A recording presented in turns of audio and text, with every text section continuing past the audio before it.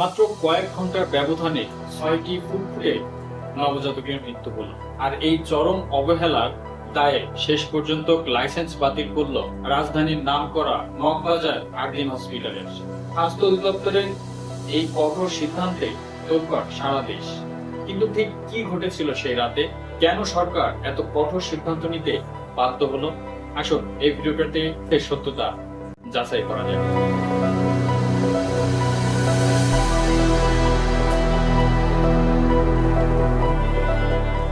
ঘটনাটি গত 27 মে আরদিন হসপিটালের পোস্ট অপারেটিভ ওয়ার্ডে চিকিৎসাধীন অবস্থায় একে একে মারা যায় 6টি নবজাতক শিশু।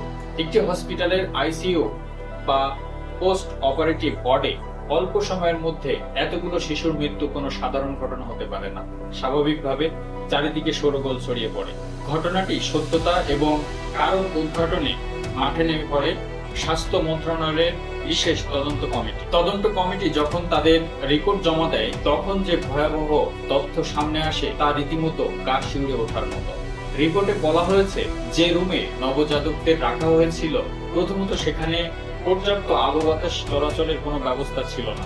দ্বিতীয়ত, দীর্ঘক্ষণ এসি বন্ধ ছিল, অথচ বিকল্প কোনো ভেন্টিলেশনের ব্যবস্থা ছিল না, যার ফলে বাতাসে বিষাক্ত কার্বন ডাই অক্সাইডের পরিমাণ আশঙ্কাজনক হারে বেড়ে যায়। এবং তৃতীয়ত, সবচেয়ে বড় অপরাধ, এতগুলো সংকটাপন্ন শিশু যেখানে ভর্তি ছিল, সেই মরণফাঁদ ঘটনার সময় কোনো দায়িত্বপ্রাপ্ত ডাক্তার সেখানে উপস্থিত ছিল না।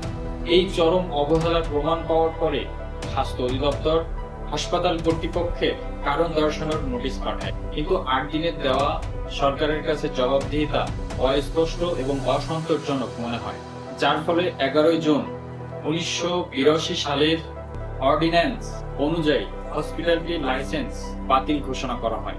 এখন প্রশ্ন হলো, সরকারের এই সিদ্ধান্ত কি পুরোপুরি সঠিক? এই বিষয়টি দুটি দৃষ্টিকোণ থেকে দেখা হচ্ছে। প্রথম পক্ষ বলছেন, 6টি প্রাণের মূল্যে লাইসেন্স বাতিল অত্যন্ত যৌক্তিক একটি সিদ্ধান্ত। চিকিৎসা ক্ষেত্রে এমন অবহেলা বন্ধ করতে হলে এই ধরনের কঠোর বার্তা দেওয়া খুব জরুরি ছিল।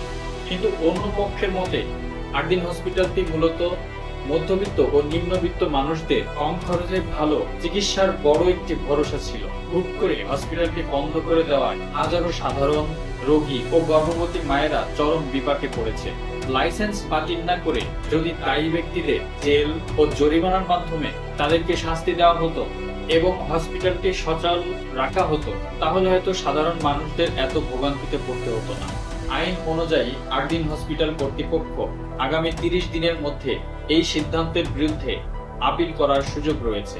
তবে এখন বড় চ্যালেঞ্জ হলো সেখানে বর্তমানে ভর্তি থাকা রোগীদের নিরাপদ স্থানান্তরের নিশ্চিত করা।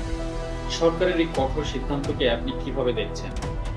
6টি নবজাতক শিশুর মৃত্যুর বিচার কি ঠিক এভাবে নেওয়া উচিত হয়েছে, নাকি এই মৃত্যুর সাথে যারা জড়িত এবং যাদের ত্রুটির কারণে, যাদের অবহেলার কারণে এই 6টি নবজাতকের শিশু অকালেই ঝরে গেল, তাদেরকে বিচারের আওতায় এনে তাদেরকে জরিমানা করে সংক্ষিপ্ত পরিসরে হসপিটালটি সচল রাখা ঠিক হতো?